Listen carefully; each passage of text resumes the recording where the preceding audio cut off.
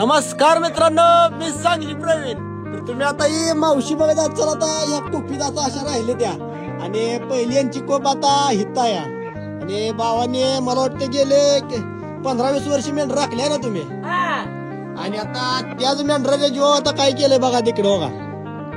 आता 17 लाखाचं घर बांधले.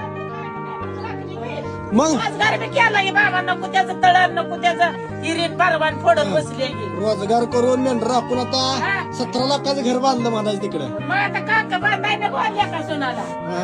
किती आहे मेंढ्या आता? मेंढ्या आहे त्या हीच.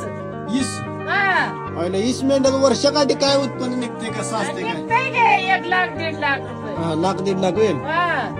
नाही आता बरा चांगलं तुमचं. वय वय बरं आहे. आज पाणी आलं ऐकायला. खोंडा सिद्धनाथ यात्रेला. हा. बरं झालं. मग काय कशी मागते ते काय खोंडाला काय आता? आता काय माहिती, आता नेलंय, आताच दिलंय भरून. मग आता कसं मोर होतंय कोणाला ठाऊक. बर चालतंय मावशी, धन्यवाद. धन्यवाद.